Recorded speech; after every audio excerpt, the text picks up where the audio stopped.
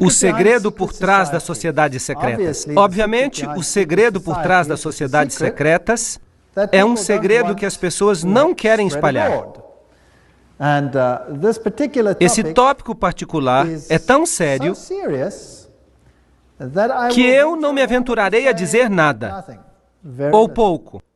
Em vez disso, eu vou deixar a história e as citações falarem por elas mesmas. Talvez seja tedioso ouvir citação após citação, mas o fato é que dessa maneira não sou eu que estou dizendo. É o fato histórico sendo colocado diante de vocês, para que vocês então decidam por vocês mesmos se o quebra-cabeças faz sentido ou não. Apocalipse 17:4.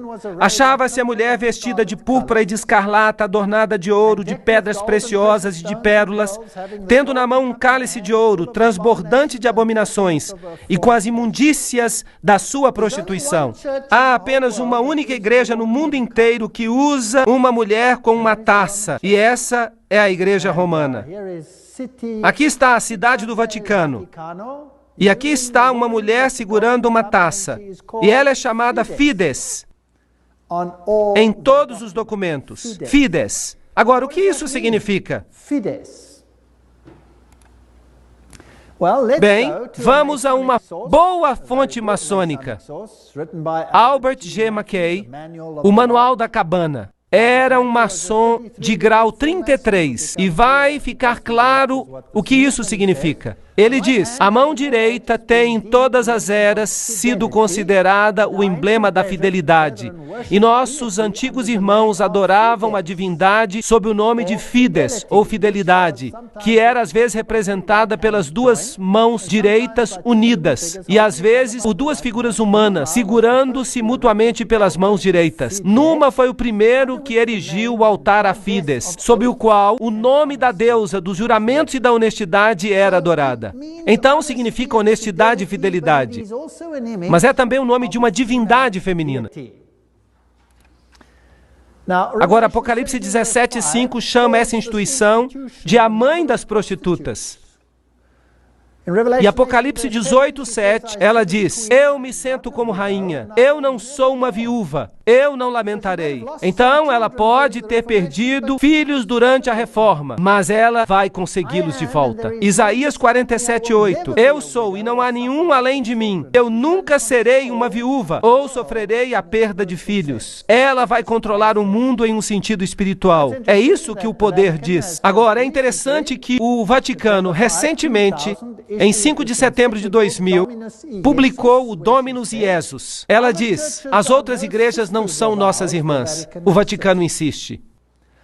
Deve sempre ficar claro que a única igreja santa, católica e apostólica universal não é a irmã, mas a mãe de todas as igrejas. O cardeal Ratzinger disse que ele é o cabeça da Inquisição. Eles não chamam mais de Inquisição. Eles agora chamam de a Congregação para a Doutrina e Fé. Mas é a mesma coisa. Ainda funciona no mesmo edifício. Agora, ela não é a irmã, mas a mãe de todas as igrejas. Isso quer dizer que todas as outras igrejas se sujeitam a ela, certo ou errado? É isso que ela diz. Para em Apocalipse 13, 1 a 2, está escrito que o dragão lhe deu seu poder e seu assento e grande autoridade. Que declaração! Uau! O dragão lhe deu poder? Em outras palavras, esse poder vem de outra fonte. Mas, será que o catolicismo não prega o cristianismo? Sim, ele prega. Será que ele não prega Jesus Cristo como Salvador do mundo? Sim, ele prega. Mas ele também prega a mediação através de outros mecanismos e através da igreja. Agora é interessante que nas sociedades secretas há sempre duas doutrinas. Uma para os iniciados e outra para os goyim, os não iniciados. E os cavaleiros templários tinham duas doutrinas. Uma era a doutrina interna, oculta, esotérica. E a outra era a exotérica. Essa doutrina externa era o catolicismo. Por isso as massas receberam uma religião que os internos viraram de ponta cabeça. Entre os internos do ocultismo, Lúcifer é o verdadeiro filho de Deus. Jesus é um segundo filho que foi derrotado pelo primeiro, que foi expulso. Portanto, Lúcifer é o verdadeiro luminário, o vencedor da batalha. E ele receberá adoração no final do tempo. Essa sempre foi a doutrina da Cabala. Sempre foi a doutrina do gnosticismo. Mas é claro, não é o que a Bíblia ensina. Mas então o catolicismo não ensina o que a Bíblia ensina.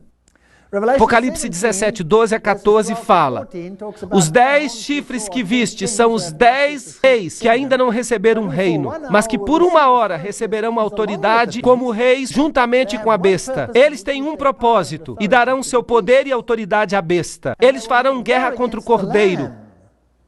Mas o Cordeiro os vencerá, porque ele é o Senhor dos senhores, o Rei dos reis. E com ele estarão que são chamados escolhidos e fiéis. Agora, hoje, vamos tratar de todo o capítulo 17. Mas os reinos do mundo, aqui representados por estes 10, darão seu poder ao sistema, assim como na Idade Média, e aplicarão a doutrina ao mundo inteiro. Muito interessante. Isso será a besta que sai do abismo sem fim. Agora, Gary H.K., em seu livro A Rota para a Ocupação Global, escreve assim: as antigas religiões de mistério vêm de Babilônia. E elas eram panteístas, é claro. Isso significa que Deus está na natureza. Deus está em tudo. O que, de fato, nos faz deuses também. Isso foi inculcado na Cabala, tomado na era cristã pelo que é chamado de gnosticismo. E os cavaleiros templários eram o centro interior secreto que tinha o conhecimento antigo dos místicos. Isso foi levado até o Rosa Cruz, a maçonaria e os Illuminati, que, de acordo com Gary K., controla o marxismo, as sociedades secretas americanas e as sociedades políticas, o sistema bancário internacional e o Concílio Mundial de Igrejas. Agora, isso é muito estranho. Será que o Concílio Mundial de Igrejas é controlado pela maçonaria? Vamos examinar isso com detalhes. E é claro, temos ainda o movimento da Nova Era, as sociedades teosóficas, e todas essas coisas controladas pelo mecanismo para anular e esvaziar a doutrina da salvação em Cristo somente. Essa será a batalha final. E para alcançar isso, esta mulher se escondeu e se disfarçou em roupas cristãs. E as pessoas recebem a doutrina Goyim e não sabem qual é a doutrina interna. Essa é completamente diferente. Bem, se lermos 1 Crônicas 16, 26, pois todos os deuses dos povos são ídolos, mas o Senhor fez os céus. Isso nos informa que a idolatria é algo que vem da terra. Nimrod, o Senhor do céu, Tamuz, o Messias pagão, e Semiramis, a rainha dos céus, todos esses têm a sua origem em Babilônia. E se você passa pelas religiões que foram propagadas no Líbano, na Fenícia, em Babilônia, na Síria, na Grécia, em Roma, no Egito, na Índia, na China, no México e na Escandinávia, você tem a mesma figura sob nomes diferentes. Baal, Tamuz, Astorá, El, Baco, Astarte, Belo, Tamuz, Reia, Istar, Nino, Hércules, Beltis, etc., etc. E no Egito, Ra, Osíris, Oris, Ísis, Hathor. E na Índia, Vishnu, Krishna, Isidevaki, e assim por diante. Agora, o romanismo, a Igreja Católica, tomou essa trindade e transformou-a no Pai, na Mãe e no Filho, que significa que eles devem elevar a Mãe ao ponto da divindade. E veremos como eles fizeram isso, e que estão fazendo isso com a sanção do Papa. Assim, a verdadeira trindade e a trindade católica romana são duas coisas muito diferentes. Para os Goyim, são Pai, Filho e Espírito Santo. Para o círculo interno, são Pai, Mãe e Filho, que não são nada mais do que Baal, Tamuz e Astarote, se você quer usar os nomes antigos. Júpiter é o Deus que é adorado sob Petrus, a rocha. E ubi Petrus, ibi ecclesia, significa, onde está Pedro, está também a igreja. Então há aqui uma outra rocha que toma o lugar da verdadeira rocha. Cristianismo e sociedades secretas? Poderíamos resumir isso da seguinte maneira: a velha religião babilônica deu origem à Cabala, enquanto que os essênios e os outros, o gnosticismo, veio à existência e o gnosticismo foi fundado por Simão Mago. Isso vem de nenhuma outra fonte, senão a história da magia, por Eliphas Levi. Essa é uma importante fonte maçônica. Portanto, o gnosticismo foi fundado por Simão Mago. Então, esse gnosticismo, que é a doutrina secreta, foi eventualmente, através de muitas organizações intermediárias, levado até os Cavaleiros Templários. E os Cavaleiros Templários eram um grupo da Ordem Católica Romana, que foram colocados no sítio do templo para protegê-lo. E eles tinham fortes ligações com as sociedades islâmicas, inclusive com os ismaelis, os carmatitas, os fatimitas, os druzas e os assassinos. E esses são muito interessantes. E eu vou falar sobre eles quando falar sobre a conexão islâmica. As sociedades secretas, assim como os templários, tinham duas doutrinas. Uma para os Goyim e outra para os iniciados, os internos. As duas se opunham uma à outra diametricalmente. As sociedades secretas do Islã fazem exatamente a mesma coisa. Mas isso vai ser uma outra palestra. Agora, os templários, eles tinham a sua informação secreta interna, inculcada pela Rosa Cruz e pelos jesuítas. Os jesuítas, de novo, formaram e criaram a maçonaria. E a maçonaria foi criada como o braço protestante da Igreja Católica Romana. Eles não sabiam disso, eles foram enganados, iludidos, para fazer a obra que Roma queria que eles fizessem, para que Roma pudesse se sentar nos bastidores, enquanto a maçonaria fazia isso por eles, enquanto a maçonaria fazia isso por ela. Então não era ela, eram os protestantes que estavam fazendo, e não Roma. Muito esperto. Então vamos olhar agora os Cavaleiros Templários. Aqui estão algumas das representações. Esta é a demologia, o líder na época da dissolução dos Cavaleiros Templários.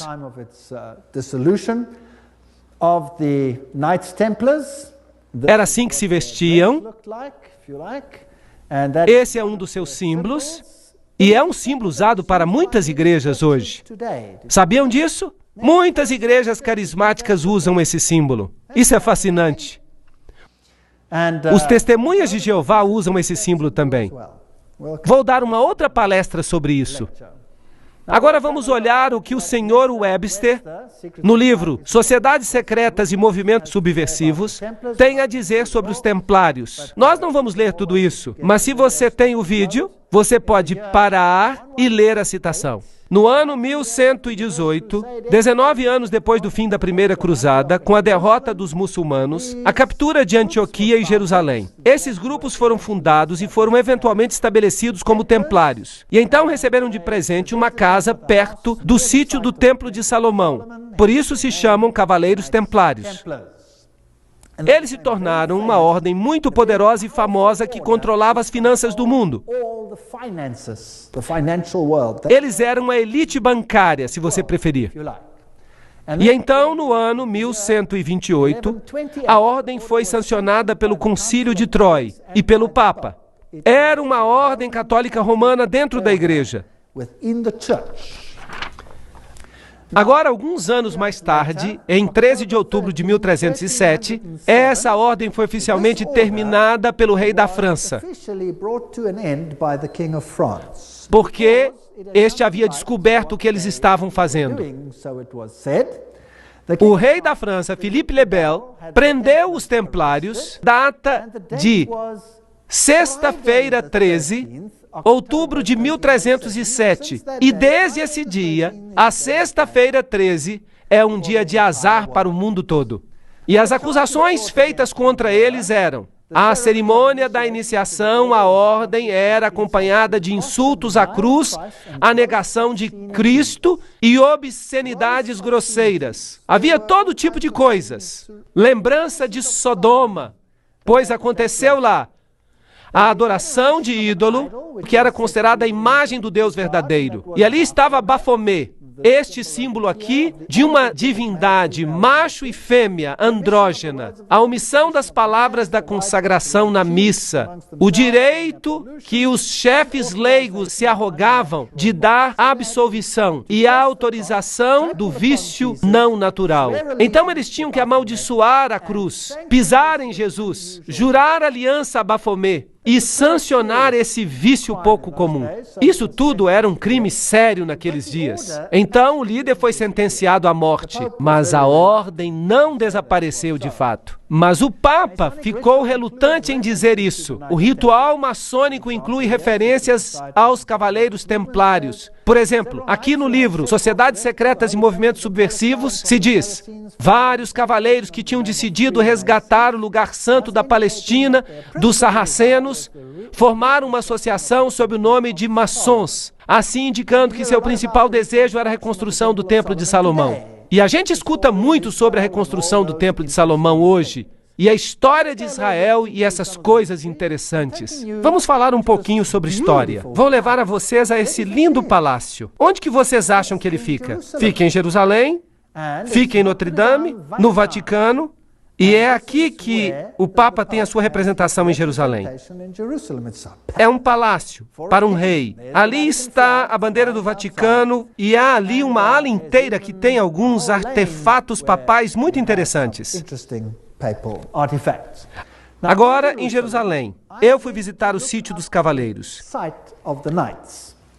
Aqui está o Palácio dos Cavaleiros, o Patriarcado Latino, onde eles tinham originalmente um sítio e os cavaleiros do papado agora controlam esta área. Esse é o símbolo que eles usam, que é usado por muitas religiões hoje. A Igreja Rema usa esse símbolo, por exemplo. Os guerreiros eternos, esse é o símbolo que eles usam. Ali beijam o anel do patriarca. Eles se tornam cavaleiros, como os demais cavaleiros. E eles incluem proeminentes banqueiros e indivíduos. Dentro da igreja você tem, é claro, a estátua de Júpiter, como Pedro. Notem que o pé está bem beijado. Eu não queria beijar esse pé. Por isso eu só fiquei em pé ali. É uma igreja importante porque o Papa Paulo VI e o Papa João Paulo II visitaram esta igreja, que é, claro, altamente simbólico. Ali estão as placas do Patriarca Latino. Se vocês entrarem, há um altar interessante, e quando você olhar para o altar, você vai ver certas figuras ali. Esta é muito interessante. Vamos chegar mais perto. Conseguem ver a águia com duas cabeças? Esse também é um símbolo da maçonaria. Ali está, sobre o altar dos cavaleiros. E o que existe ali desse lado? Duas espadas seguras como uma bússola. Fascinante. Há muitas figuras maçônicas aqui. As penas da cauda, a águia, tudo lembrança do que você tem, por exemplo, no verso da nota do dólar. E todos esses outros círculos interessantes com o triângulo e com o sol ao redor dele. Os herdeiros dessa variação templária são os jesuítas. Agora, os jesuítas, é claro, são aqueles que, por trás dos bastidores, controlam muitas coisas. Eles foram fundados no dia 15 de agosto de 1534. Foram fundados por Inácio Loyola e foram sancionados pelo Papa no dia 27 de setembro de 1540. Então, eles foram criados, por assim dizer, para enfrentar a reforma. Seu objetivo era destruir a reforma. Loyola queria que a ordem fosse a campeã da unidade católica E, é claro, da submissão ao vigário de Cristo, o Papa. Isso era absolutamente essencial. Aqui você tem a instituição da organização de Loyola pelo Papa. Nesse dia particular. E há algumas analogias interessantes que nós encontramos aqui. Aqui, por exemplo, há uma analogia considerável entre os graus maçônicos e os jesuíticos. Os jesuítas também pisam no sapato, carregam o joelho, porque Inácio Loyola assim se apresentou a Roma e pediu a confirmação da ordem. Agora, tudo que eu falo tem uma citação junto. E se alguém ficar chateado com alguma coisa que eu disser, então telefone para as pessoas que disseram isso e fique chateado com elas, certo? Então é isso que faziam e é isto que a maçonaria faz. Então você tem aqui uma ótima ligação. Portanto, quem existiu primeiro? Os maçons ou os jesuítas? Os jesuítas existiram primeiro, claro. Deveriam obedecer como que a um cadáver. As constituições repetem 500 vezes que se deve ver a Cristo na pessoa do general.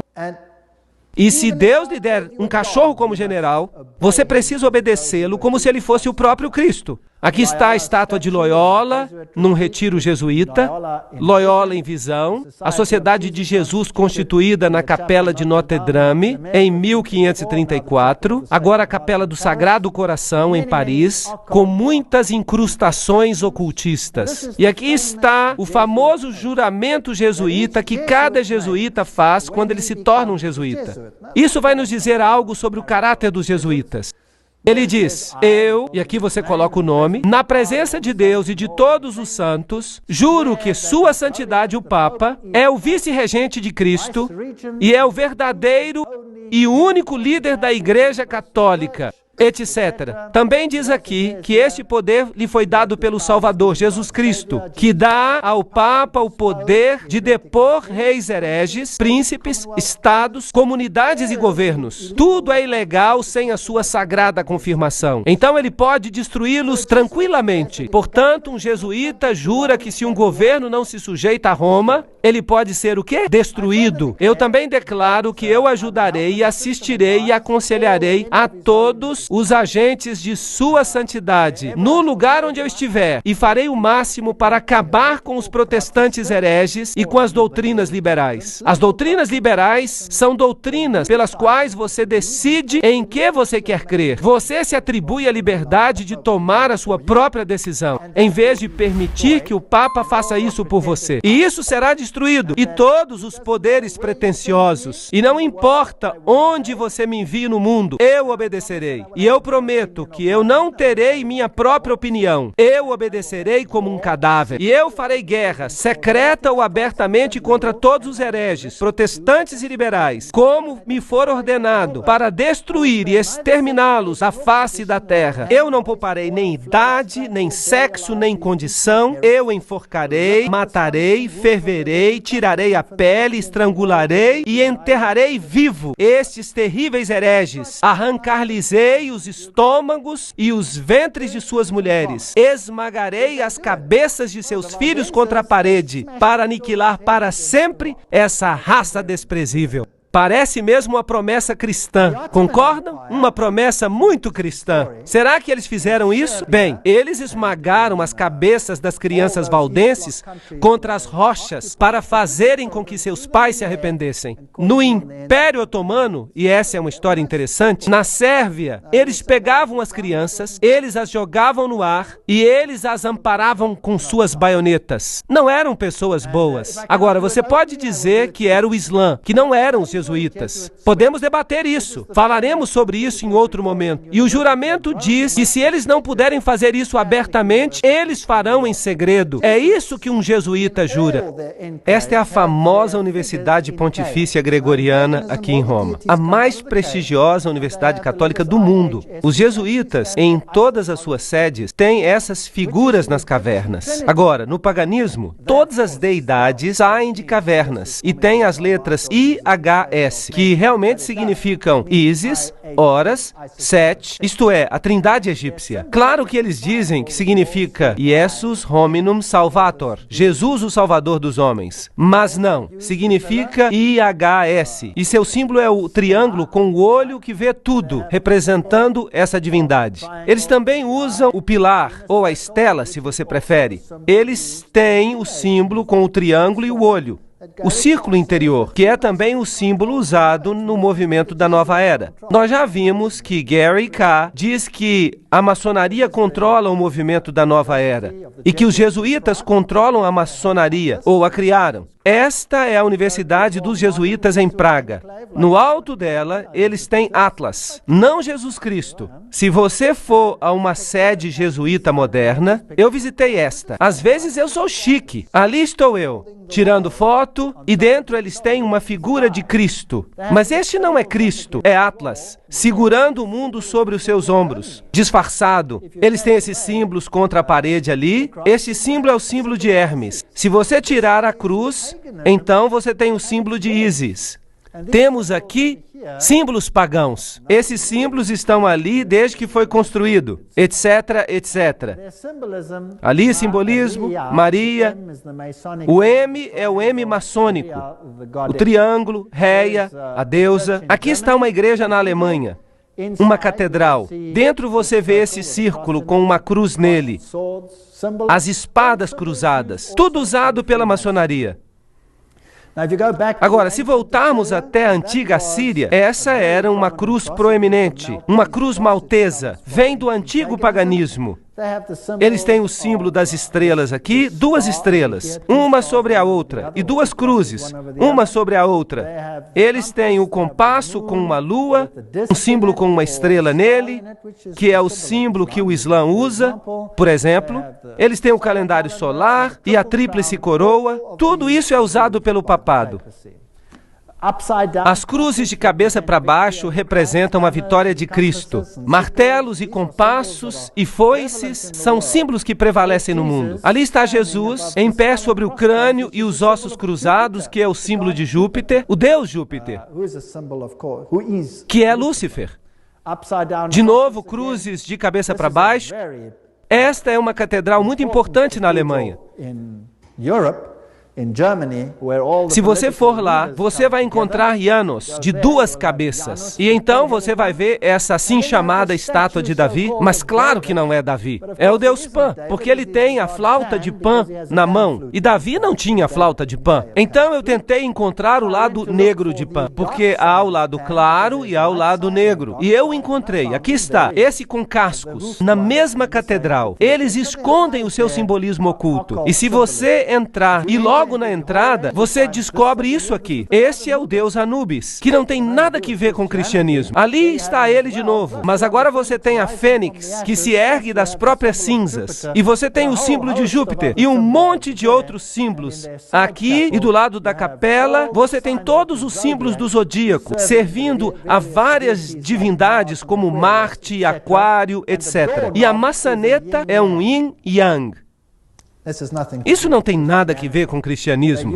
Eles usam o símbolo do compasso e Júpiter e o símbolo Quirro e o símbolo PX aqui, que você encontra em virtualmente cada denominação cristã sobre a face da terra, a fênix se levantando das cinzas, o pavão, todos símbolos de Lúcifer. Aqui você tem o PX com um círculo com um ponto nele. E você diz para você mesmo, mas este não é um símbolo cristão? Não, este é um símbolo de Horus. Isso nada tem que ver com o cristianismo. Vamos perguntar a Albert Mackay, um maçom do grau 33. Ele vai nos dizer o que o símbolo significa. O ponto dentro do círculo é um interessante e importante símbolo da maçonaria. O símbolo é realmente uma alusão linda, mas estranha ao culto ao sol e introduz para nós pela primeira vez essa modificação entre os antigos que adoravam o falos. Então este é um símbolo bastante nojento. Ele tem que ver ver com os órgãos masculinos. Uau! E nós estamos tirando isso da boca do cavalo. Então, o que significa o PX? Vamos à melhor fonte maçônica do mundo. O livro Morais e Dogma, página 292. E caso você não me creia, eu tirei uma xerox para que você possa vê-lo. Este é o cajado de Osíris. Não existe uma fonte melhor do que esta. Aqui está o mais alto oficial da maçonaria, segundo o rito escocês. Em uma medalha de Constâncio está a inscrição: neste signo vencereis. E então vem algumas outras coisas interessantes. Este é o cajado de Osíris. E aqui está o tal místico e as cruzes e as estrelas de Davi, e então ele usa este aqui também. Um símbolo interessante. Ele diz que as vestimentas dos sacerdotes de Horus estavam cobertas com essas cruzes. Aqui está a cruz maltesa. Lembram que eu mostrei para vocês essa cruz no rei sírio? Agora, quem usa isso em suas vestes? Bem, vamos dar uma olhada. Opa, aqui está. Quem está usando? O Papa está usando. Então, o que ele é? Ele deve ser o sacerdote de Horus. Então, para o mundo exterior, parece cristianismo. Mas para o círculo interior, é ocultismo. No chão da Catedral de Londres, você tem o Triskele, que é um yin-yang tríplice. Bem, o que isso significa? A versão céltica do yin-yang. É isso que é. O Triskele, o mar, amuleto, uma deusa céltica de sabedoria e bruxaria que foi entronizada na Revolução Francesa. Só que ele está perguntando. A deusa da razão, bruxaria, razão, tudo é a mesma deusa. No chão da mesma catedral, você encontra o tal místico. O que o tal místico representa? Vamos perguntar a outro maçom. Ward diz, é o símbolo do lado masculino e criativo da divindade. De novo, uma conotação sexual. O que isso está fazendo no chão de uma catedral? Então, os jesuítas são os herdeiros da religião oculta e eles controlam o mundo através de seus agentes. Eles ficam nos bastidores, criam suborganizações e todo mundo pensa que eles não estão ativos. Mas vamos perguntar a eles mesmos no que eles creem. Aqui está a história dos generais das Sociedades de Jesus. Estes são todos generais, começando com Inácio de Loyola. Estão todos listados aqui. Não temos que falar sobre todos eles. Eles vêm até o presente. Essa lista vai até o general que governa o nosso tempo. Peter Hans Kolvenbach. Um nome bastante alemão. É interessante que os alemães são muito prominentes nisso. Peter Hans Kolvenbach é o cabeça dos jesuítas. O cardeal Ratzinger, outro alemão, é o cabeça da Inquisição. Eles parecem estar bem no controle. E com que ele se parece? Está ele, Peter Hans Kolvenbach. Você está olhando para, provavelmente, um dos homens mais poderosos do mundo hoje, se não o mais poderoso. Ele é o Papa Preto. Aqui você tem esta caverna de Loyola, aqui você tem George W. Bush e o Papa em audiência um com o outro, e eles não fazem nada por acaso. Eles estão exatamente debaixo desta figura que eu mostrei para vocês, onde Loyola recebe sua comissão do Papa. Agora, a cerimônia de investidura e o juramento extremo dos jesuítas, em um cartão de catálogo. Aqui está. Você aprendeu a planejar cuidadosamente as sementes da inveja e do ódio entre as comunidades, províncias e estados que estavam em paz, e a levá-los às obras de sangue, a envolvê-los em guerras uns com os outros, e a criar revoluções e guerras civis nos países que são independentes e prósperos, cultivando as artes e as ciências, e desfrutando das bênçãos da paz, a ficar dos lados dos combatentes e agir secretamente em comum com seu irmão jesuíta, que pode estar engajado do outro lado, mas abertamente se opor àquilo que você pode querer, de modo que a igreja possa ser a vencedora no final, nas condições fixadas nos tratados por paz e que os fins justificam os meios. Uau! Isso é a ciência de Hegel. Dois pontos de vista opostos opostos, o pensamento dialético, você faz guerra um com o outro e você os esfrega uns contra os outros até que nada sobra. Isso é chamado tese e antítese. E o conflito resultante traz a síntese. Note que o jesuíta pode estar bem ativo de um lado, mas ele pode também estar muito ativo do outro lado. Então esse é o processo que eles usam para conseguir as coisas. A Guerra dos 30 Anos. Agora, sobre o que foi essa guerra?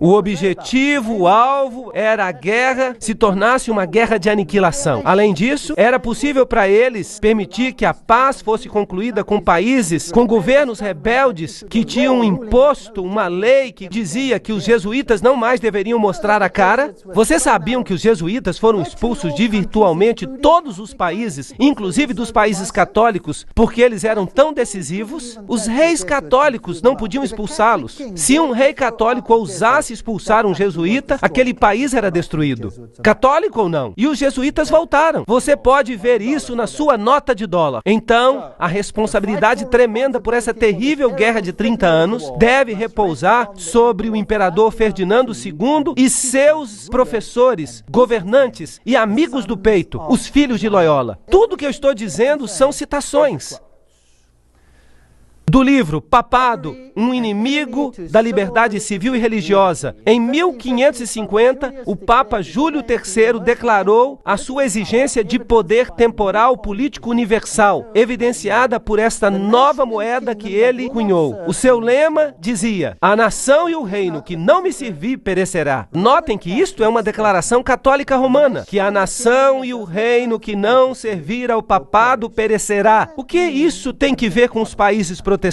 Será que eles vão ficar em apuros? Sim ou não? Eu digo que sim, eles vão ficar em apuros. Tomás de Aquino,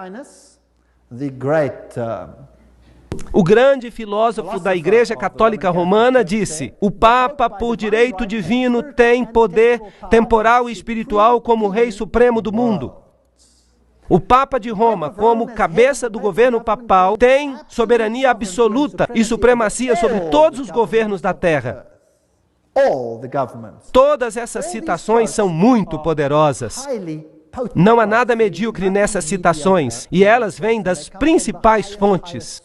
O direito de depor reis é inerente à soberania suprema do Papa, como vice-regentes de Cristo, exercendo domínio sobre as nações. O cardeal Henry Manning, em 1892, era o arcebispo de Westminster. Portanto, ele está no controle de todas as nações do mundo. Agora, é interessante que a Bíblia nos fala que essas palavras foram colocadas na cruz de Cristo. Jesus de Nazaré, Rei dos Judeus. Você pode ler isso em João 19:19. Mas no crucifixo católico romano estão as palavras INRI escritas. Mas se você olhar no dicionário Webster, significa Jesus Nazareno, Rei dos Judeus. Mas no juramento extremo dos jesuítas, significa algo totalmente diferente. Significam Justum necare reges impios, que significa: é justo exterminar ou aniquilar os reis ímpios ou hereges, governadores, governantes. Esse é um ponto interessante. Agora, uma outra coisa que eles querem fazer é destruir o protestantismo. Nós acalentamos no fundo de nossos corações este princípio, que qualquer coisa que não nos unir deve ser destruída. E nós estamos prontos para fazer isso. Tão logo nós tenhamos os meios para, com todas as energias, aplicar esses princípios. O protestantismo já está em decadência, está afundando e perecendo. Sim, nosso destino é contribuir para a sua última agonia, marchar contra esse esqueleto quebrado e espalhar os ossos. Oh, que nós nos apressemos na dissolução com os nossos esforços fortes e unidos. E então eles escreveram: o protestantismo está se tornando decomposto, está caindo aos pedaços. Nós estamos começando a ganhar os seus homens mais importantes. Isso faz parte do plano secreto. Estes são os piores dos católicos, os inquisidores, os jesuítas. Eles são simplesmente o exército romano plano pela soberania terrestre do mundo no futuro, quando o pontífice de Roma será o imperador. Será como um feudalismo universal e eles serão os mestres. Isso está sendo planejado. Isso é o que representa. Eles talvez nem acreditem em Deus. Do livro Os Irmãos Karamazov. Tudo isso são citações. O general dos jesuítas insiste em ser o mestre, o soberano dos soberanos. Onde quer que os jesuítas entrem, eles serão os mestres, custe o que custar. Sua sociedade é, por natureza, ditatorial e, portanto, ela é o inimigo irreconciliável de toda autoridade constituída. Do livro 50 anos da Igreja de Roma, escrito pelo padre Chiniquy.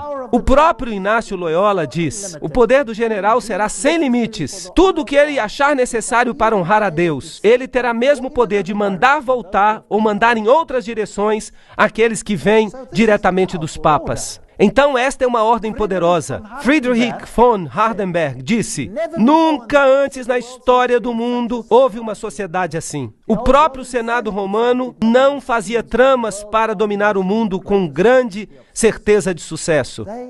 Eles querem o domínio mundial com um Papa entronizado como único governante. Lafayette, um católico romano, disse: é minha opinião que se as liberdades deste país, os Estados Unidos da América, forem destruídas, elas o serão pela sutileza dos sacerdotes jesuítas católicos romanos, pois eles são muito perigosos, são inimigos da liberdade civil e religiosa. Foram eles que começaram a maioria das guerras da Europa. Aqui nós temos gente importante falando. Morse, o inventor do código Morse, ele disse: e quem são esses agentes? Eles são, na maior parte, jesuítas. Uma ordem eclesiástica proverbial no mundo por sua duplicidade e total falta de escrúpulos morais. Uma ordem tão habilidosa nas artes do engano que mesmo nos países católicos, na própria Itália, essa ordem se tornou intolerável e todas as pessoas querem eliminá-la. Esse é outro homem importante. O arquiduque Maximiliano Francis disse: eles penetraram tão insidiosamente nas cortes e nas intrigas dos estados que eles devem, com justiça, ser reprovados por tentarem alcançar o domínio mundial. E nós podíamos continuar aqui, mas esta é uma citação importante. Aqui está Michelangelo Tamburini, o general dos jesuítas, falando ao Duque de Brancas: meu senhor, desta sala eu governo não apenas Paris, mas China. Não apenas a China, mas o mundo inteiro, sem ninguém ficar sabendo que eu governo. Interessante. É isso que os próprios jesuítas dizem. O confessor do Papa tem que ser um jesuíta. O próprio Papa tem que vir a um jesuíta para confessar. E tudo que eu estou falando são citações. Esta aqui é de João Batista Janssens. Ele governou de 1946 a 1964. Ele parece um elegante cavalheiro, muito alegre.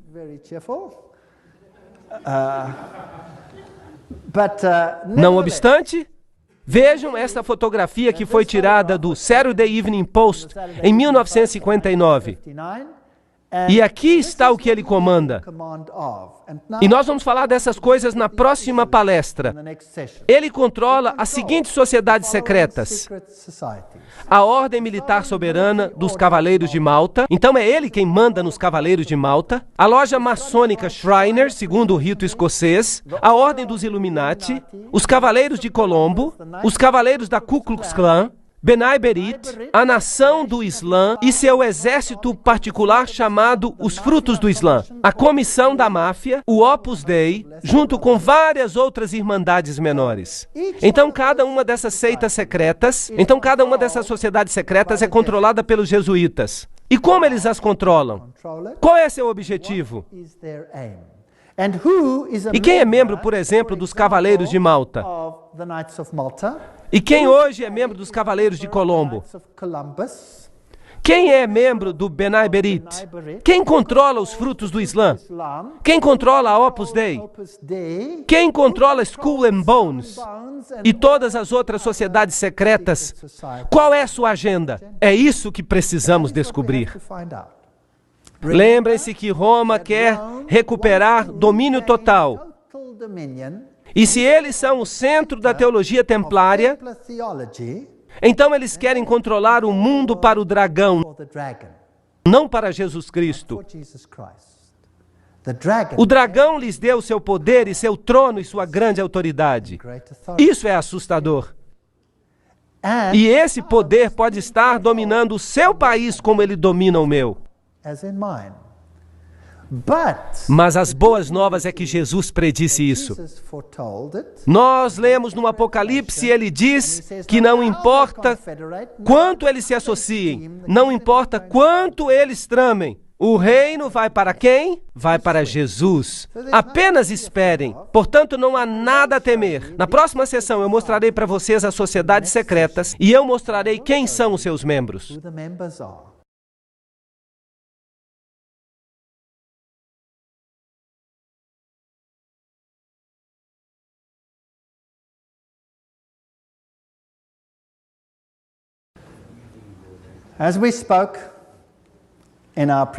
Como falamos na sessão anterior, este é João Batista Jansen, um dos maiores generais da Sociedade de Jesus. Ele foi seu líder de 1956 a 64 e ele dirigiu a Ordem de Malta, a loja maçônica Shriners, a Ordem dos Illuminati, os Cavaleiros de Colombo, a Ku Klux Klan e todas as sociedades secretas que estão sob o domínio dos jesuítas.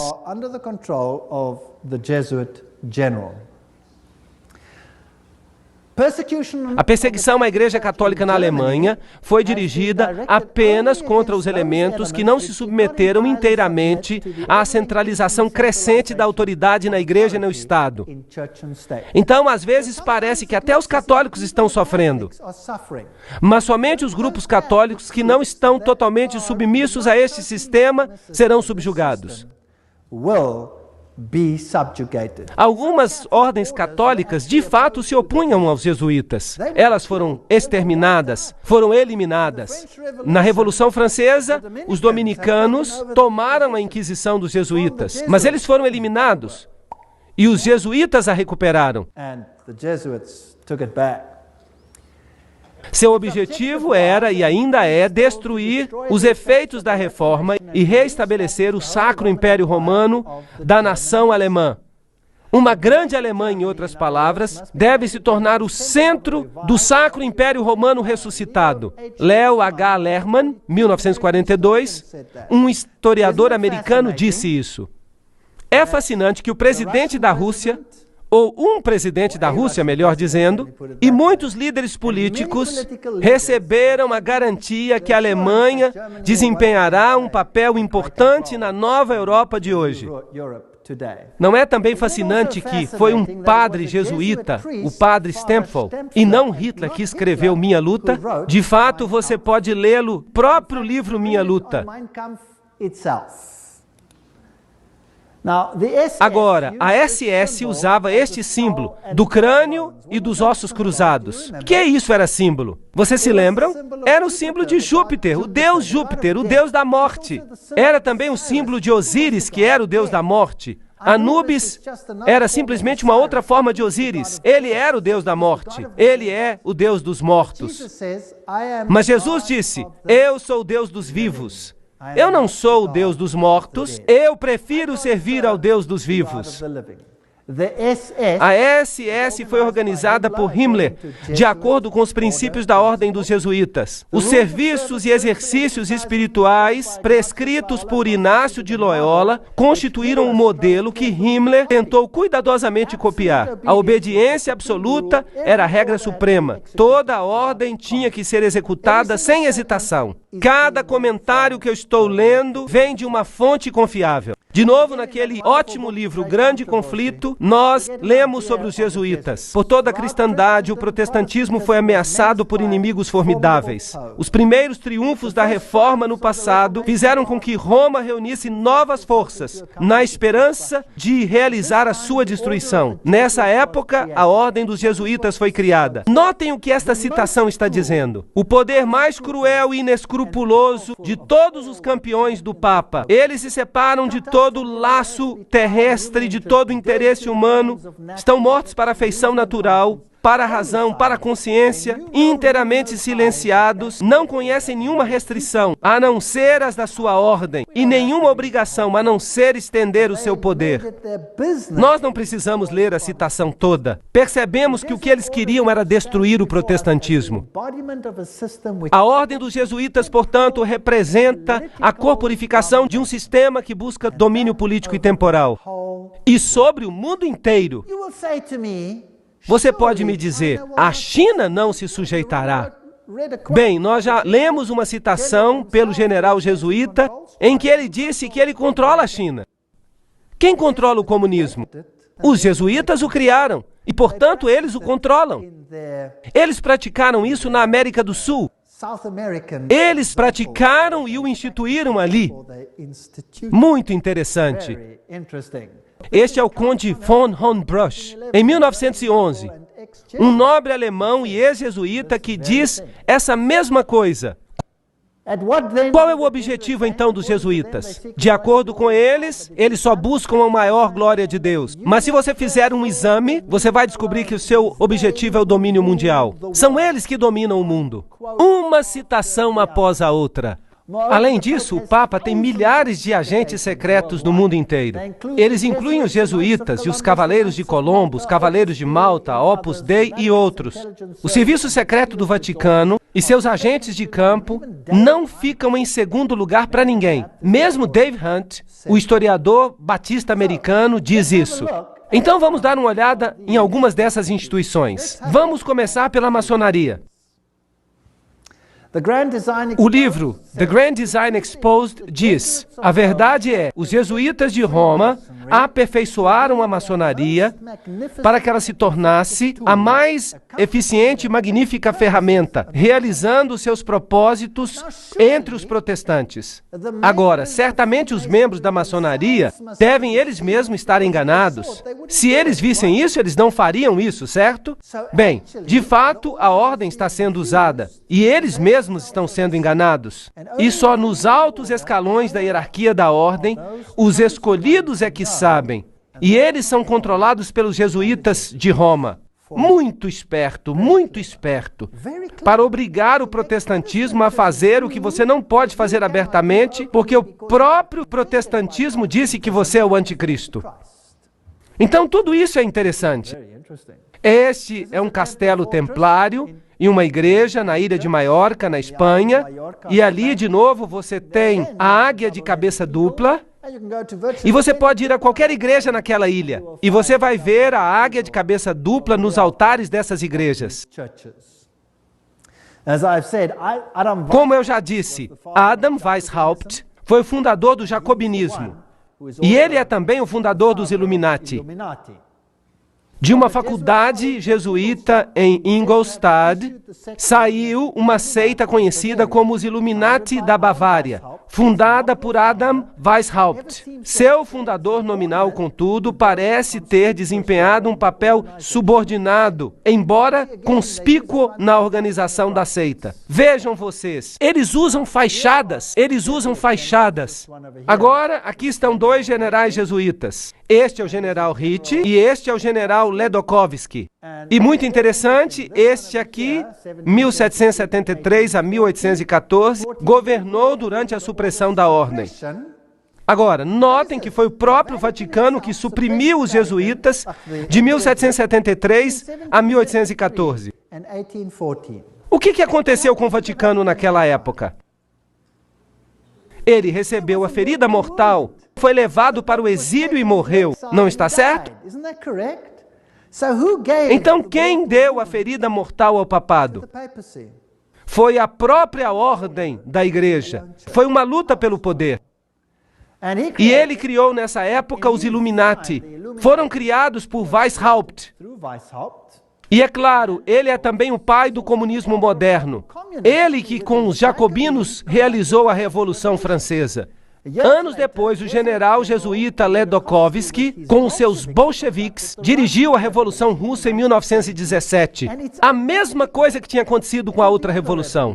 Depois eu falarei sobre isso quando eu der uma palestra sobre as revoluções e as guerras e os ditadores, mais tarde na série.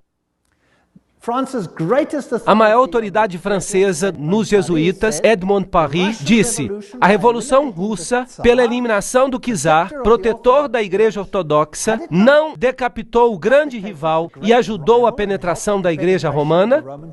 Precisamos reagir enquanto o ferro está quente. O famoso Russicum, a Faculdade Russa de Roma, foi criada em 1929 e seus missionários clandestinos levaram as boas novas a esse país cismático. 100 anos depois de sua expulsão pelo czar Alexandre I, os jesuítas tentaram conquistar o mundo eslavo. E será que o pobre mundo eslavo sofreu?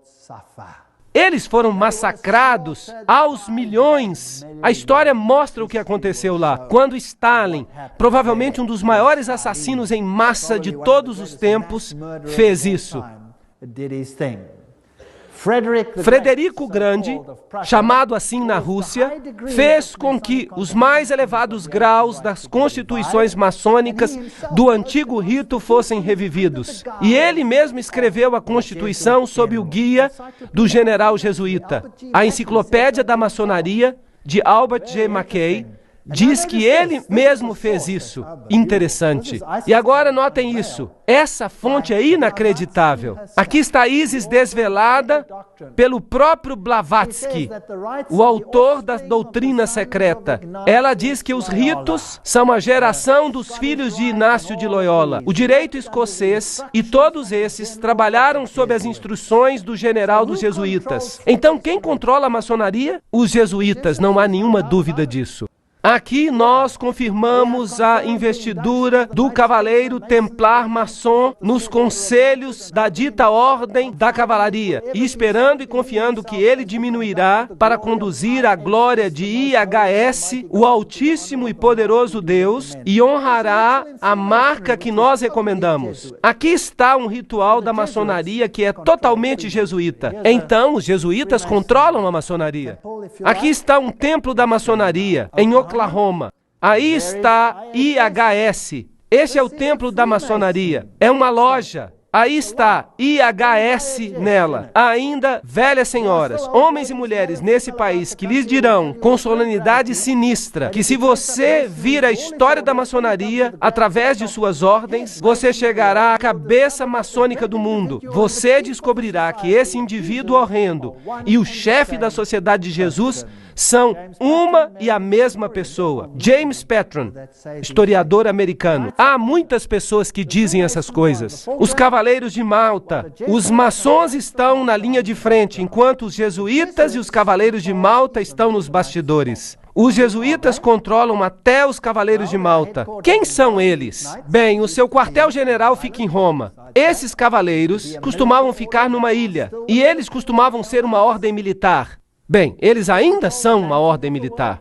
Eles são cavaleiros. Eles controlam o sistema bancário do mundo, a indústria dos complexos militares do mundo. Eles supervisionam o banco Chase Manhattan, com todas as suas filiais. Eles governam todos os serviços secretos, a KGB, a CIA, todas essas coisas procuram restaurar a idade das trevas. Tudo que eu estou dizendo é citação. Eu não estou falando nada de mim. Não me acuse de dizer nada. Eu só estou lendo. Quem são eles? Bem, aqui está o cabeça dos Cavaleiros de Malta nos Estados Unidos. Bem, agora ele está morto. Este é Francis Joseph, o cardeal Spellman, cardeal de Nova York. E o seu quartel-general é a Catedral de São Patrício, a Diocese de Nova York. Ali há vários. Aqui está o cardeal Terence Cook. Ali está o cardeal O'Connor. E, correntemente, o cardeal arcebispo de Nova York, Edward M. Egan. Agora vamos dar uma olhada nos membros dos Cavaleiros de Malta. Isso vai ser interessante. Alguns do passado e alguns do presente. O general Alavena, George Anderson, James Jesus, Angleton, Roberto Alejos Arçu, Andrew Bertie, Bobst, Charles Joseph Bonaparte. Esse nome lhe diz alguma coisa? Príncipe Valério Borghese, Mackenzie, Dr. Barry Bartley, Nicholas Brady, Pat Buchanan. Esse nome lhe diz alguma coisa? James Buckley, Prescott Bush Jr. Esse nome lhe diz alguma coisa? Frank Capra, William Casey. Esse nome lhe diz alguma coisa? Cia, Gustavo Cisneros, o cardeal Terence Cook, Gerald Coughlin, Garta Deloach, Giscard d'Estaing. Esse nome lhe diz alguma coisa? Presidente da França, Bill Donovan, Alan Dulles, Avery Dulles, Edward Egan. Esse é claro, o próprio cardinal. Franz Egon, John Farrell, Flanagan, Flynn, Galley, Gallen, Gorman, Grace, General Alexander Hay. Esse nome lhe diz alguma coisa? Otto von Habsburg, uau! Conrad Hilton, Heinrich Himmler, ele era um dos cavaleiros de Malta. J. Edgar Hoover, JBI, homem da CIA, Joseph Kennedy, Ted Kennedy, Larkin, Lerman, Lorenzo, Lute, Henry Lute, fundador de todas as grandes revistas, da Time Magazine e de todas elas, grande magnata da publicação, George MacDonald Manhattan. Vejam os nomes, todos eles, O'Neill, Ortiz, Franz von Papen, o legado que trabalhou com Adolf Hitler, Perón, Roca. A lista continua. Frank Shakespeare, Martin Shea, até mesmo Frank Sinatra era um cavaleiro de Malta. Então, são homens proeminentes que fazem parte dos cavaleiros de Malta. E os cavaleiros de Colombo? O fundador dos Cavaleiros de Colombo é o padre Michael McGivney. Ele viveu por pouco tempo, então ele morreu. Morreu muito jovem, aos 38 anos de idade. Ali está o emblema. E este é o seu site oficial. Você pode entrar nele e olhar. E você vai descobrir coisas fascinantes. O que é isso? Oi! Você se lembra do que é isso? Um feixe de varas que você já viu na Revolução Francesa e bem ali no Manifesto dos Direitos Humanos. O que ele é? Fásquia. E há uma garlândia ao redor dela. O que isso significa? Todo o poder pertence a um homem. Quem será esse homem? Quem os Cavaleiros de Colombo, fundados por um sacerdote católico romano, querem ver no poder? O próprio Papa. Os Cavaleiros de Colombo, fundados em New Haven, Connecticut, em 1882, já são considerados fortes, com 300 mil. Somente católicos romanos podem entrar. A iniciação ao serviço ocorre em 4 graus. Trata-se do coração e da alma da política. Você não pode entrar na política se você não tem o selo de aprovação desses camaradas. O fato é bem conhecido no maquinário político e para os políticos não católicos, cujo candidato deve receber a aprovação de Roma e dos cavaleiros antes que possam ser nomeados para qualquer cargo, mesmo a presidência. A principal função dos Cavaleiros de Colombo é política. Sim, política jesuítica. Livro Uma Ameaça à Nação, de Jeremias J. Crowley. Isso foi uma citação. Essas são acusações sérias. Ali estão eles com sua fásquia. Isso vai se tornar cada vez mais claro à medida que continuarmos. E vocês percebem aonde nós estamos chegando. Pois hoje Roma considera, escutem isso, pois hoje Roma considera o regime fascista como sendo o mais próximo dos dogmas e de seu interesse. Nós não apenas temos o reverendo jesuíta Padre Coughlin elogiando Mussolini na Itália como uma democracia cristã, mas sua revista oficial, que é o Civiltà Católica, esta é a revista oficial dos jesuítas, ela diz, e este é o órgão vital dos jesuítas, ela diz: o fascismo é o regime que mais corresponde aos conceitos da Igreja de Roma. Isso é assustador. Você percebe que o controle aumenta cada vez mais? Você está percebendo que isso está acontecendo? Você percebe que nós estamos sendo cada vez mais tratados como indivíduos que temos que nos ajoelhar 20 mil vezes diante de outros poderes? E há também a organização Opus Dei, uma ordem leiga, religiosa, semi-secreta, cujo principal objetivo é dar total apoio ao Papa. E essas pessoas andam por aí com grampos na carne para que sintam dor constante com cada movimento, para lembrá-los de sua obrigação. E eles têm membros muito, muito importantes, como o presidente de Portugal, por exemplo. Ele é um membro da Opus Dei. E então nós temos a organização do Skull and Bones. Quem são eles? Bem, eles têm este crânio e esses ossos O que isso representa? Agora vocês já sabem a respeito de Júpiter. E eles têm o número 322. E se você olhar em Gênesis capítulo 3, versículo 22, você descobrirá: agora o homem se tornou como um de nós, conhecedor do bem e do mal. Eles levantaram o homem ao nível da divindade. Aqui está a Universidade de Yale. Este é o lugar onde estão. Agora vamos consultar uma das maiores autoridades sobre Skull and Bones. Trata-se de Anthony Sutton. Vamos perguntar para ele quem ele é. Educado nas universidades de Londres, Göttingen e Califórnia, antigo pesquisador da instituição Hoover, da Universidade de Stanford, bem como professor de economia na Universidade do Estado da Califórnia. Ele teve a audácia de falar e escrever um livro. E isso foi muito custoso para ele. Mas, não obstante, vamos citá-lo. Aqui está o livro. Anthony Sutton, O Estabelecimento Secreto da América. Uma introdução à ordem dos Skull and Bones. Então, para que não seja eu falando, vamos citá-lo. Skull and Bones. Pronto. É Bush. Bush ganhou a eleição. Vamos assistir a este vídeo. A Universidade usa posições de poder e influência. O caveira mais conhecido é o ex-presidente George Bush, que, de acordo com a tradição, jamais admitiu ser um membro. Senhor presidente, você é um membro da Caveira e Ossos? Peça-lhe que deixe a sala. Um jornal americano recebeu uma resposta semelhante quando nós recentemente perguntamos a George Bush Jr., o governador do Texas, sobre o período em que era membro. Ela ainda existe? A coisa é tão secreta que eu nem sei se ela ainda existe. Bem, então você vê que George W. Bush é membro. Eles se deitam num caixão, eles se prostram diante de uma figura papal, juram fidelidade, eles fazem todo tipo de coisa sexual esquisita num caixão, que eu não vou explicar, é uma coisa nojenta. E estes são presidentes, os homens mais poderosos dos países do mundo, e eles pertencem a sociedades secretas dessa natureza. Bem, nós logo vamos ter uma eleição. E aqui está um jornal alemão, Financial Times, Alemanha, fevereiro de 2004. Ele confirma que Kerry, o líder da oposição, que vai concorrer contra George W. Bush, também é membro da Caveira e Ossos. Então, para que votar se os dois candidatos pertencem ao mesmo partido? O que são essa gente e o que elas fazem, nós vamos ter que ver nas próximas palestras. A ordem, o que ela é e como ela começou.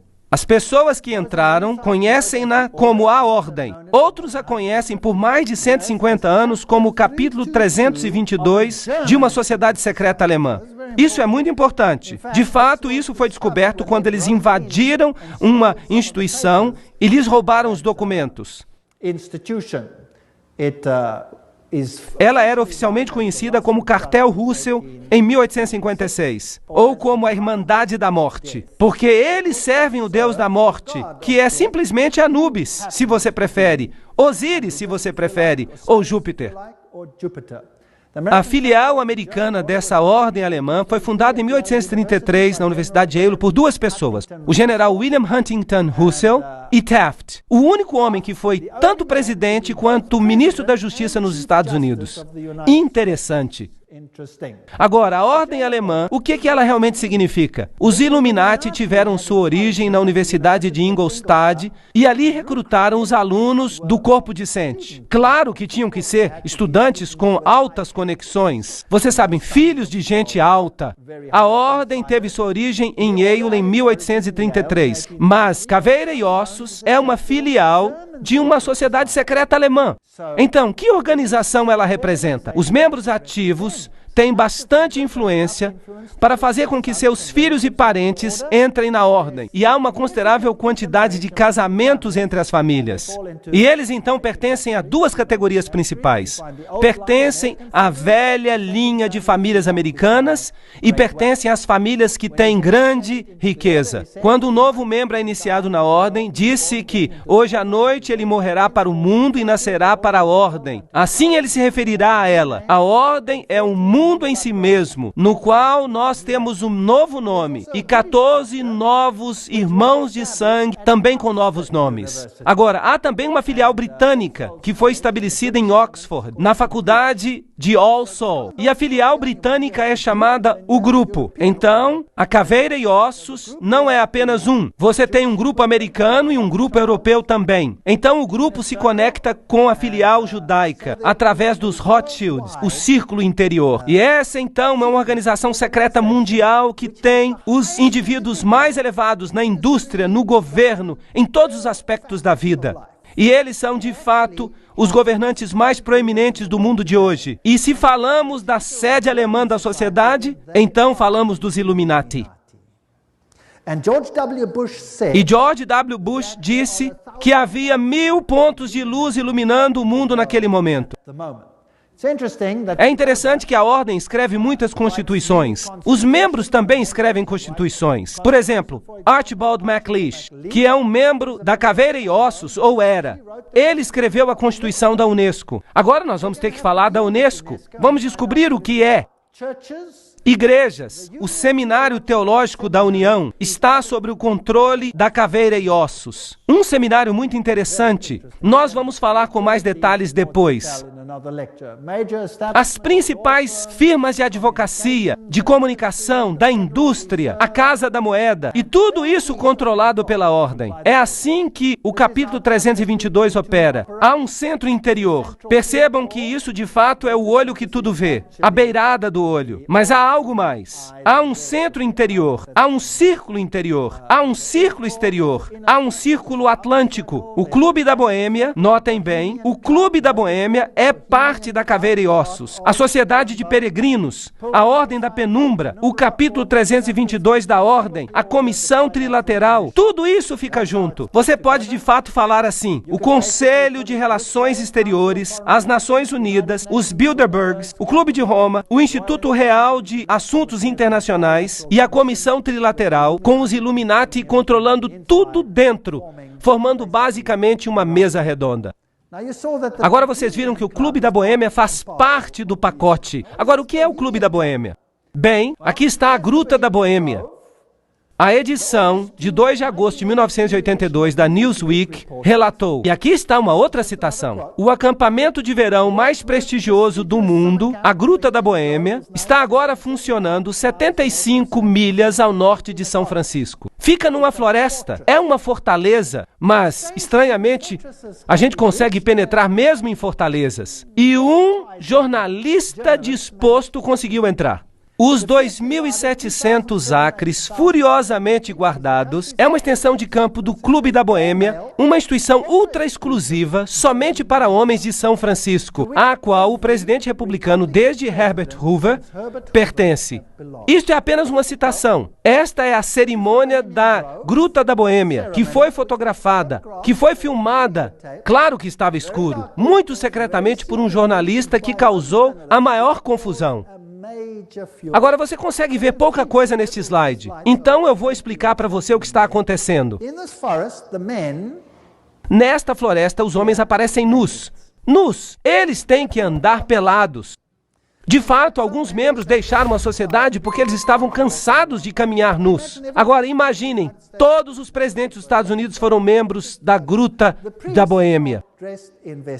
Os sacerdotes se vestem em vestimentas papais. Eles reverenciam uma coruja, porque a coruja vê na escuridão. Ela tem iluminação.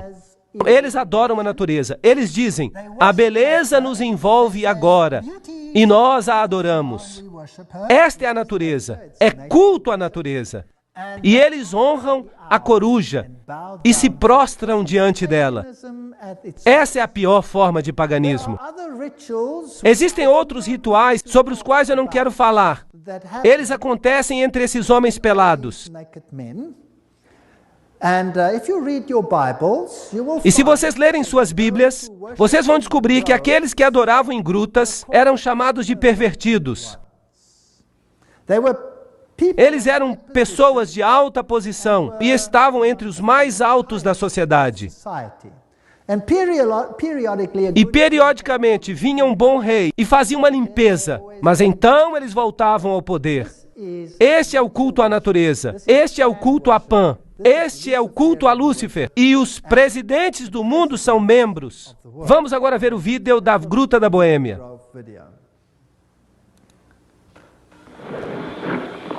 Ali estão as vestimentas papais. A coruja nesse templo de folhas. Que todos dentro da gruta o reverenciem. Que ergam as cabeças, as árvores, e sejam levantadas para sempre. Pois eis que aqui está o templo da Boêmia, as santas colunas desta casa. Ali está a coruja. Ó, a beleza é eterna. E nós nos prostramos diante da beleza eterna. Pois nós buscamos uma felicidade duradoura. E ela nos envolve agora.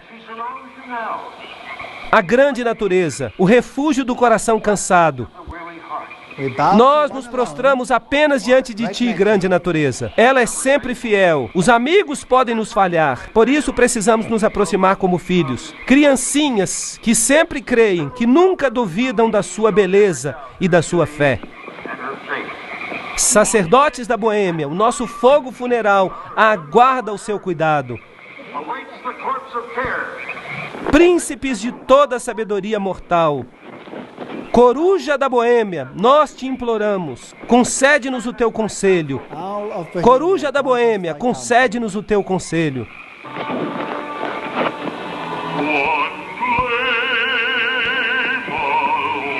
Bem, isso é só a parte do ritual que mostra que é culto à natureza. Culto condenado pela Bíblia. E contudo, quem são os membros? Vamos continuar.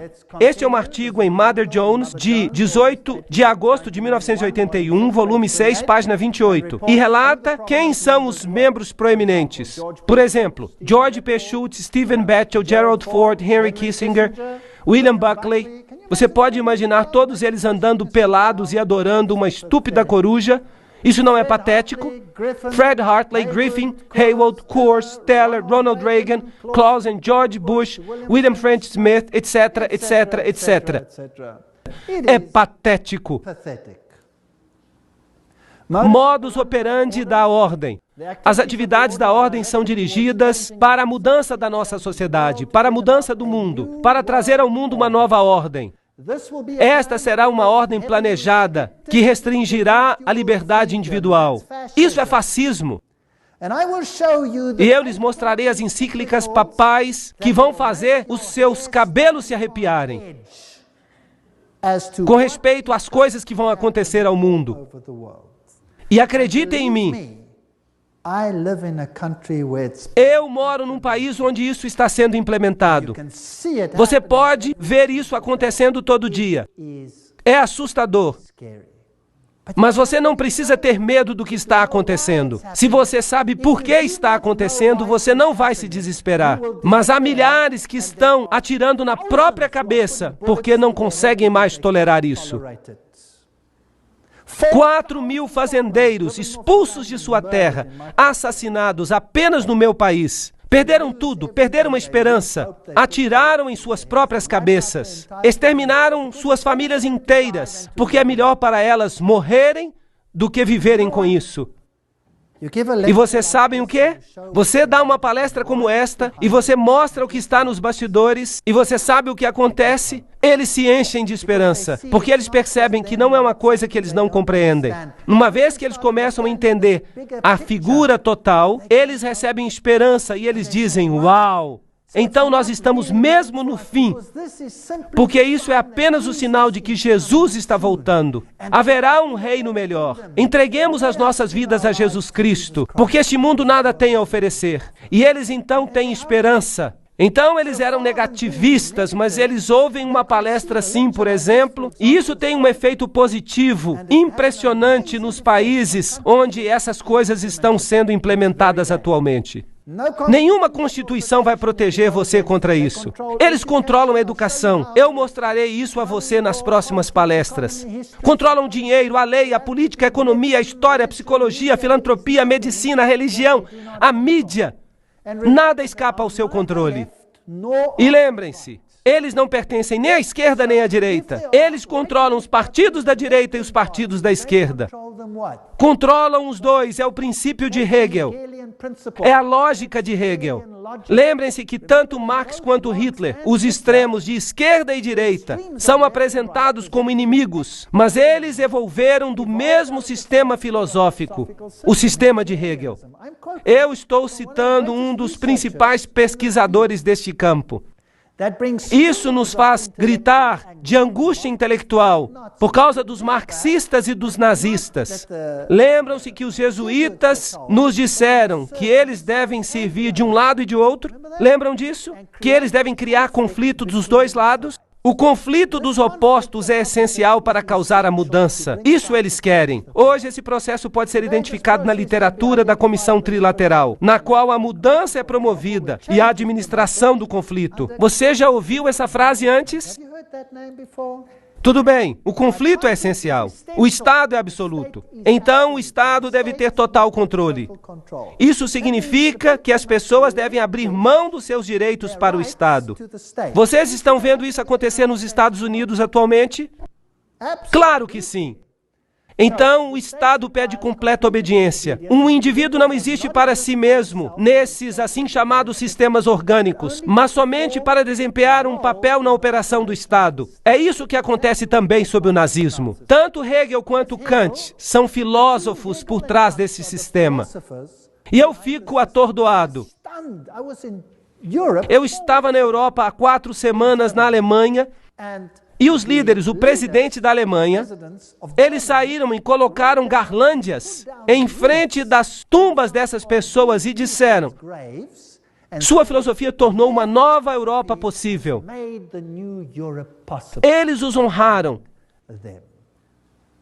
Que coisa terrível. Eu quase digo satânica. Essa é a filosofia. O princípio dos Illuminati de que o fim justifica os meios é também o princípio do grupo e da ordem, que é a caveira e ossos. Isso significa que você pode fazer qualquer coisa, não importa quão prejudicial, desde que você alcance o seu objetivo. Há um círculo externo, um círculo interno, um círculo central. Tudo isso, o Conselho das Relações Exteriores está no círculo externo. A Comissão Trilateral, é claro. A Comissão Trilateral foi fundada por David Rockefeller. Ela tem 200 membros no mundo todo. A Operação Bundy, ativismo para uma nova ordem global, George W. Bush, que era membro da Caveira e Ossos, lembram-se? Ele diz, é uma grande ideia, uma nova ordem mundial, na qual diversas nações se aproximam numa causa comum. Somente os Estados Unidos têm tanto a importância moral e os meios para apoiá-la. E então, vocês acham que eles estão tentando fazer com que todos os países do mundo formem um sistema? Sim ou não? Vocês acham que é possível que eles estão dando o seu poder à mulher que está montada sobre eles? Quem é que parece controlá-los? Os jesuítas. E a quem dizem os jesuítas devem o poder pertencer? Ao Papa. Não está certo? Tudo bem. E quem vocês acham que quer uma nova ordem mundial mais do que qualquer outra pessoa? O Papa. Isso não é interessante? Bem, aqui está ele. A nova ordem internacional por causa da paz. Quando? 3 de janeiro de 2004. Foi o seu discurso de novo ano, dedicado a pedir a implementação de uma nova ordem mundial. Cidade do Vaticano, 1º de janeiro de 2004. João Paulo II começou o novo ano insistindo que a paz é possível e também que é uma obrigação. E ele pediu uma nova ordem internacional. CNN, o que você tem a dizer? O Papa pede uma nova ordem mundial. Quinta-feira, 1º de janeiro de 2004. Cidade do Vaticano. O Papa João Paulo II falou no novo ano, na quinta-feira, com um chamado de renovação para a paz no Oriente Médio e na África, e a criação de uma nova ordem mundial baseada no respeito pela dignidade do homem e a igualdade entre as nações. O que ele disse? Neste ano, o Papa João Paulo II dirigiu seus pensamentos para os conflitos que acontecem ao redor do mundo. Mas ele enfatizou que vai trazer paz, que precisa haver um novo respeito pela lei internacional e a criação de uma nova ordem internacional baseada nos objetivos das Nações Unidas. Ele pede uma ordem que seja capaz de arranjar uma solução adequada para os problemas de hoje, baseando-se na dignidade do ser humano, isto é, nos direitos humanos. Em um desenvolvimento integral da sociedade, na solidariedade entre as nações, ricas e pobres, na partilha dos recursos e nos extraordinários resultados do progresso científico e técnico. Vocês sabem, partilha de recursos, vocês já ouviram isso antes? Bem, há uma outra palavra para isso. Se chama redistribuição de riqueza. Vocês já ouviram isso antes? Deixem-me redefinir isso para você. Redistribuir as riquezas significa pegar a riqueza de quem tem e dá-la a quem não tem. Isso é correto? Agora, se você faz isso, que nações do mundo serão mais atingidas? As nações católicas ou as protestantes? As nações protestantes são as nações ricas. Por toda parte você pode fazer uma linha. Agora eu vou mostrar para vocês nas próximas palestras que há encíclicas que definem como a redistribuição deve ocorrer. E como ela está acontecendo, e o que a encíclica diz que vai ocorrer, já está acontecendo no meu país sem o governo levantar um dedo sequer. Ela é definida pela necessidade, como você verá. Agora, há uma outra palavra para tirar o que pertence a um e dar a outra pessoa. É chamada roubo. Roubo. Não furtarás, diz a Bíblia. Mas o Papa em Roma diz, furtarás. Ele diz isso literalmente. Eu vou mostrar para vocês na encíclica. Você vai ficar abismado. Essa nova ordem mundial vai ser um acontecimento tremendo. Eu não quero fazer parte dela. Felizmente o meu Deus diz,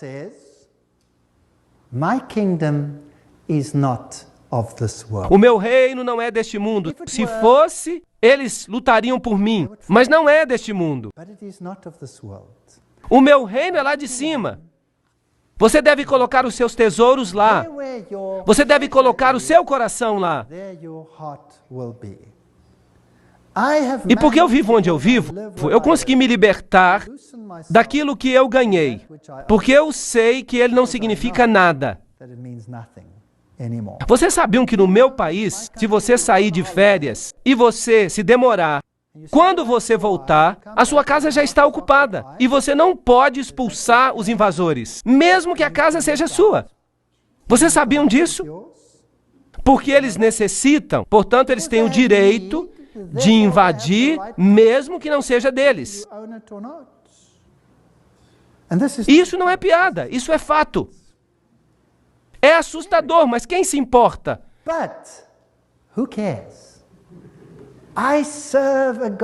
Eu sirvo a um Deus que prometeu coisas maravilhosas, mesmo coisas temporais, àqueles que o servem. Promessas maravilhosas. Vou preparar-vos um lugar, e eu voltarei, e vos levarei para que estejais onde eu estou também.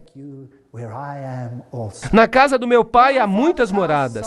Eu irei. De fato, não significa moradas, significa mansões.